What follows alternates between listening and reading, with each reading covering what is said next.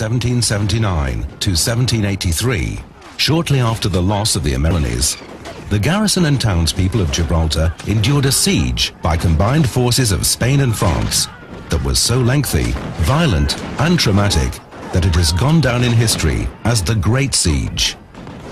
During these dark times, the ingenuity and wit of both the garrison and the attackers was severely tested, with many new inventions and feats of engineering being accomplished on both sides.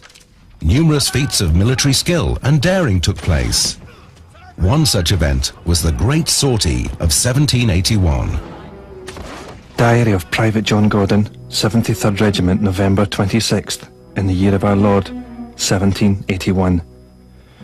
There are rumours that our Governor General Eliott has spent several days interrogating a pair of deserters from the other side, but if this is the case, they are being kept safely locked up in the convent. This is probably wise, as only 4 days ago another soldier from the 58th, I think, deserted the garrison. It is true that our living conditions are deplorable. The food is a little better than slop, and many of us are dying from disease. Some unfortunate wretches cannot bear this and have turned to suicide. Yet the garrison, in the main, is sound in spirit. Many diseases such as scurvy, caused by the lack of vitamin C, and spotted fever were rife. Lack of fresh provisions meant that the price of food rocketed. Gibraltar's damp climate didn't help either, and the salt meat in the stores rapidly rotted. Potatoes were selling at 1 shilling and 8 pence a pound. A pound of onions cost 2 shillings 9 1/4 pence, or a pound of sugar for 17 shillings. By the following year, things had got so bad that $80 were given for a sheep, bought for only 4 shillings at Portsmouth. I myself have just returned from duty at the Grand Battery. The evening gun has now fired. The gates are shut, and thankfully, it seems, I have lived to see another day. I must say that these Spanish dons are getting even closer to the North Front. With the garrison down to firing only 50 to 100 shots a day, the enemy is getting bolder. Only yesterday, Tom Williams told me how he could see the whites of their eyes from his position at Landport Guard. Long-range shots from the Mill Battery in the middle of the isthmus now reach as far as South Barracks. Yet something is afoot. This new boldness of the enemy is breeding contempt. I hear that some officers have been out as far as the Devil's Tower. Word is that the Don's approaches are poorly constructed, and that their lines are not flanked by anything. We have not heard anything as of yet, but many of us were surprised to find all the wine shops shut tonight. There's a tension in the air. Private Gordon was indeed correct.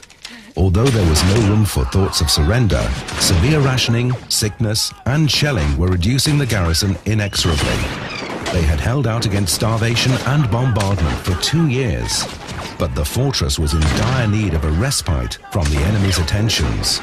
Sir George Augustus Eliott, the Governor of Gibraltar, was well aware of this and conceived upon a plan to carry out a sortie, a guerrilla raid out into the Spanish advances, and cause as much damage as possible, which would serve not only to set back the enemy's plans on Gibraltar, but also to boost the morale of his men. Given the incidents of desertion, secrecy was absolutely essential to the success of the operation.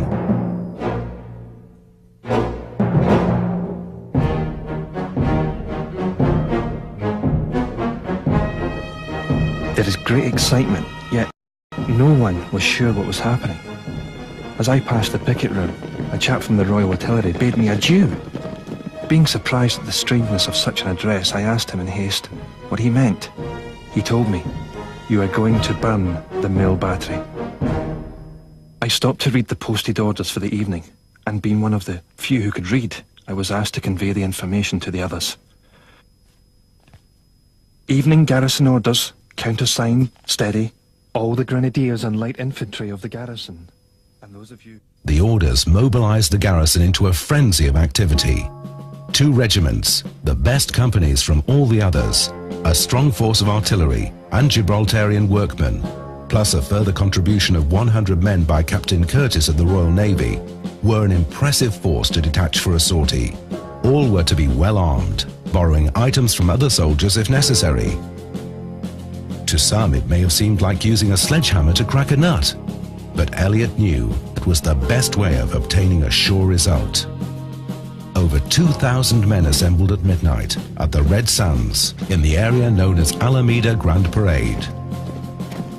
Considering there were fewer than 6,000 officers and men in the fortress, most of them undernourished, weary from continuous duties and engagements, and with little hope of outside rescue, Eliott's bold and daring idea was a tremendous risk. He was probably heartened by the information extracted from the 2 deserters and a captured Portuguese sailor that the main enemy forces were militia, and the confirmation by his officers that the works were badly constructed and poorly guarded. Had the sortie failed, the loss of such a large number of his fit men could easily have led to the rapid fall of the garrison. Eliott was taking a major gamble with his command. We marched down through Southport Street, passing the Spanish church to our right, which has taken a heavy battering, and into Waterport Street. Shell damage to the town has been extensive, and the old facade of this building will probably need to be rebuilt if this seizure ends. It was dark and slightly eerie to be out after the curfew. Everything is dark. The silence is only broken by the occasional clink of equipment, sporadic bark of a dog, or a sentry calling. The weather for the last few days had been a gusty westerly with occasional rain. This, coupled with the ruins of the town, presented a desolate sight to the columns as they marched down towards Lamport.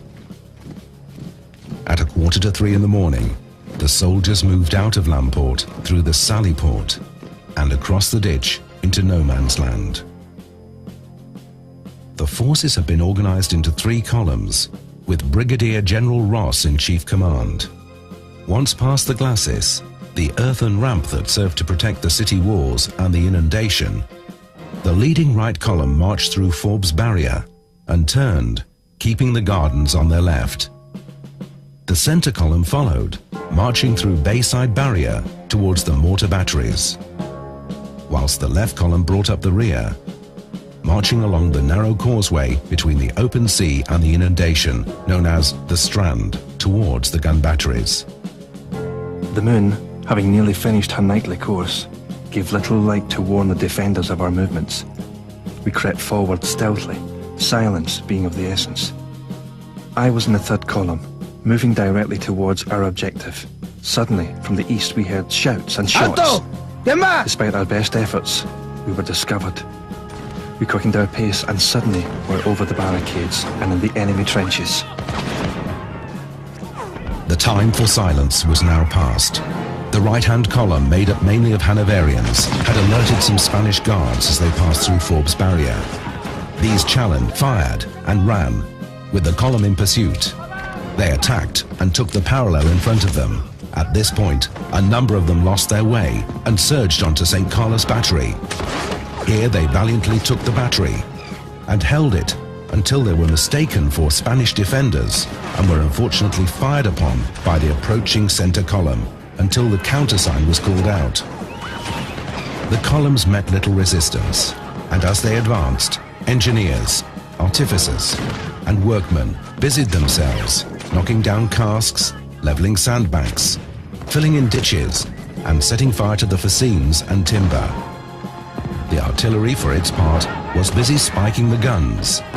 This simple operation, the driving of a metal spike into the touch hole of a gun, was sufficient to render it totally incapable of being fired ever again.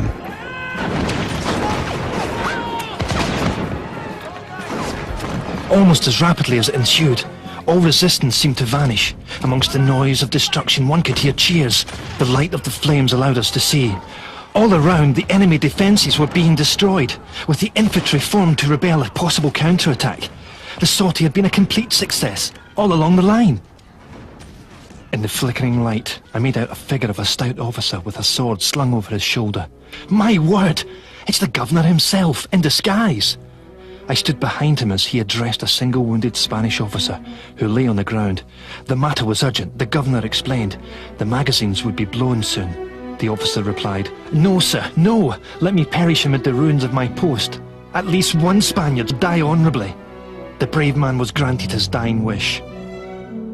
In Eliott's words, The enemy, after a scattering fire of short duration, gave way on all sides and abandoned their stupendous works with great precipitation.